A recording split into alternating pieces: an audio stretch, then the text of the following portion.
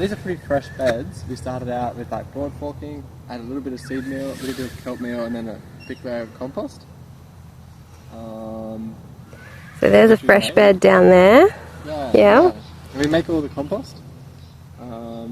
Yeah, so I've got kale in here, and in between, sowed cos lettuce, or transplanted cos lettuce. Oh wow, that's a happy lettuce. Yeah, and then so actually having, these should have come out already, but the idea is that the cos lettuce grows faster than the kale, so we can harvest them just before the kale's canopy closes up. It's kind of like food forest even, but like on an annual level. Planting many species at once at the same time that grow at different rates and occupy a different space, so they can grow under. And is this like a repeating, because you've got something different here, you've got... Yeah, this is parsley. Parsley. Parsley with spinach in between. Yep. Yeah, so I do that, I kind of practice with different combinations. Yep. And then does the same thing go into the bed once you've harvested it, or do you swap them around? Swap them around. Yeah. Dude, massive rotation and all different combinations. So the kale will be here for a while, yeah, once it comes out, we'll plant a completely different crop. Like I might sow carrots even, or just like a completely different family, or yeah, like a root vegetable or something. Yeah. I can see the cabbage moths are already starting to move in. Yeah, they're around a lot. I haven't gotten around to netting these, but they're not getting attacked too much. Yeah. It's pretty interesting. When it's growing so abundantly and so well, you can probably afford to have a few nibbles. Yeah. And not really, leaves in here, but yeah, affect your product too much. And so then we've got fennel with some lettuce in there as well. Yeah, yep. I've been harvesting these cos in between the fennel. They're coming out first, and then the fennel's allowed to then use the space for its leaves. And then... Yeah, there's celeriacs. We had coriander in between that. Yeah. There's some of our first brassicas at the top. They got pretty smashed by the cabbage moth. I never got round to netting them. I've been getting a few broccoli out of it, and cauliflowers on the way, I'm hoping. These also had cos lettuce in between. You can see some of them are going to seed that I haven't managed to harvest yet. Should remove them because they're kind of... You don't want plants going to seed in amongst plants that aren't yet. Okay. It's all about letting the natural environment figure itself out. Yeah? Yeah, I just plant things and harvest them. And if they don't do well, have a look maybe why, and then maybe change a practice. Yeah? Like plant at a different time or a different place or with a different plant. Like, or use nets for brassicas, really. Using nets is a big one. Yeah, this is rocket that we've just done a cut on and it's regrowing. Yeah, and a bit of fennel going on here. So how do you choose where you put your rows?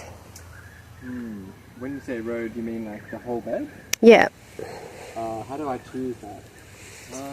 I guess I just put them in to the available space. You've got sun pretty much on the whole property? Yeah, it's really sunny out here, yeah. Actually, I've been planting a lot of trees to kind of give us some kind of shady areas. Because it's too sunny in the summer. But yeah, aspect's a big one. I look at aspect of the sun for the layout, and also the contour of the land, and then compromise between those two things. So we want to hold and slow water, but also drain it slowly, and then we also want aspect, so we're getting enough sunlight. So like north facing is great. North facing slight gradient is ideal. This is kind of a bit more west facing, which is okay as well, but a bit sunny in the afternoon. Get lots of hot sun. I guess that's why we put this row of bananas in, to filter out some of that hot westerly afternoon sun. Wonderful. And that's why we've chopped them all back now, to like filter the light at this time of year. But in the summer, that's like a wall, so that way we get shade from like 5 p.m. instead of dense sun up till 8 p.m. Roughly. That makes a big difference. With like tender leaves, hey, like We've got some basil. Yeah, it's very intensive class. See, I grew all these seeds in little trays, and then I go and plant them at 250 mil apart. You bring out your little ruler, do you? Oh no, I just guess. Like, check out this one. Okay, well I brought my ruler, so That one's like a bit closer. we're about to find out. These are actually 250. No, they're probably not, but roughly. You know? Roughly. Alright, that's fair. Yeah, and some crops go closer, some go further. So you've kind of got these bigger shade trees, shade rows, I suppose, Yeah. in between your delicate greens. Yeah, to provide shade for those rows, yeah. And So some love fig, trees too. some mulberry, pomegranate. What's this gorgeous thing here? Oh, guava, white fleshed guava. Yeah, that one's nearly That's ripe. huge. Look at that, it's like the size of a grapefruit.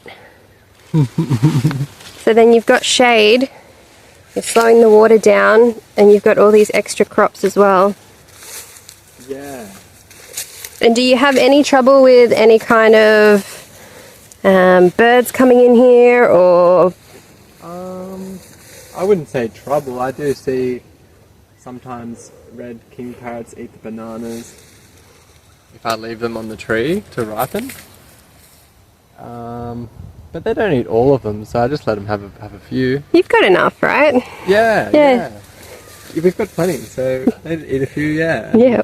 They bring in a bit of poo and help us out with a bit of seeds in their poo, maybe. They might drop a cool species, who knows. Yeah.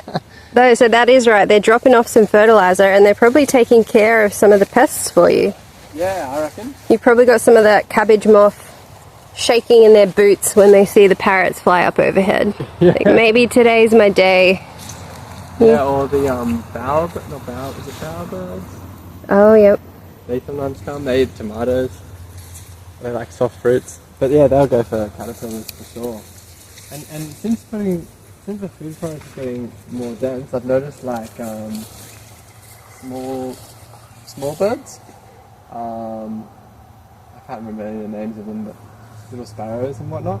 Oh, yeah, and cute. They're definitely eating caterpillars, right? Yeah, the little swallows definitely are insectivores. Very cute. Yeah. And look, we've got a banana, we've got pineapple in here now. Look at that. Yeah, got a Olive. citrus trees. More citrus. I really like black sapote. Oh, yeah. Common theme, I'm putting these around everywhere. It looks healthy. Yeah, it looks wonderful. Hey, I just love looking at the beautiful leaves on it. Do you have a lot of white sapote? Maybe 2 or 3 Yeah. trees. Yeah. There's a white sapote down here. And bush lemon, dragon fruit. That's pretty easy. Yeah, this one's a white sapote. Oh, yep, there they are.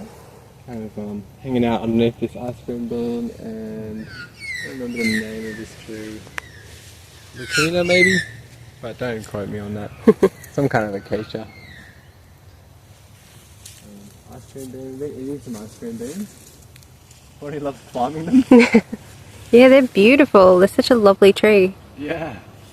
Yeah, they got a nice soft wood, they're easy to prune.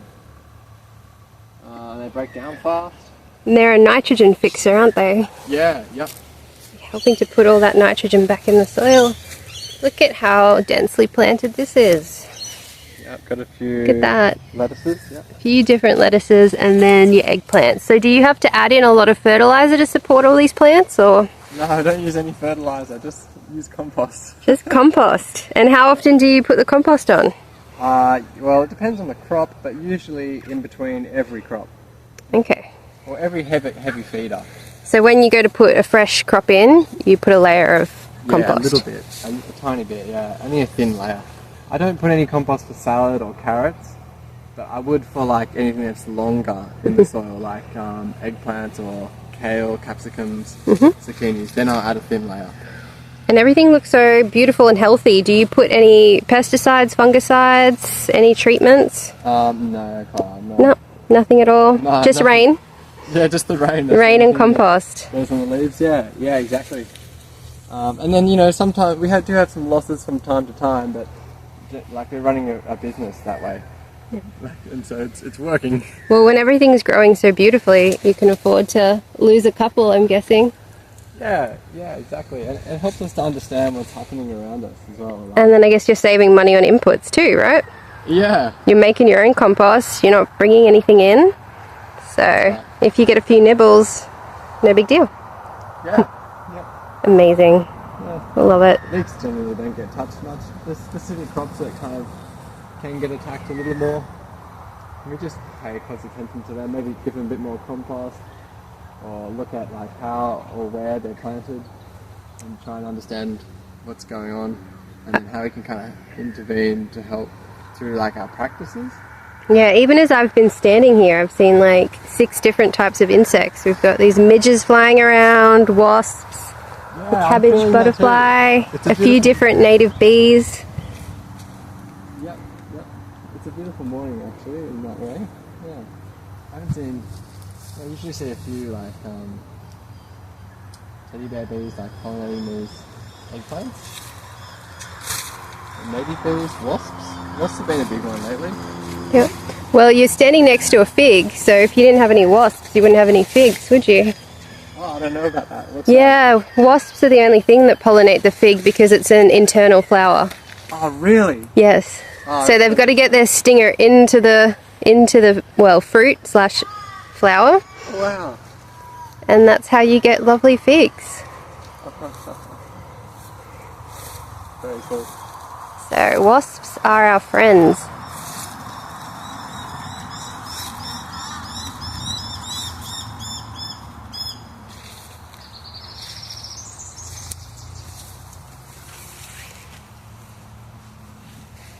So much variety here. Yeah, I think variety is really important for... oh no, that cabbage moth butterfly regrets its life choices right now. It's inside the net. So this is a row of berries. More greens.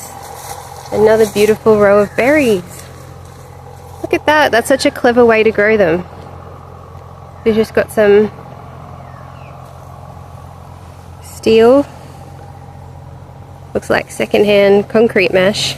Yeah, concrete mesh, yeah. And I use the tomato clips to just kind of basically spray them on there. Look at that.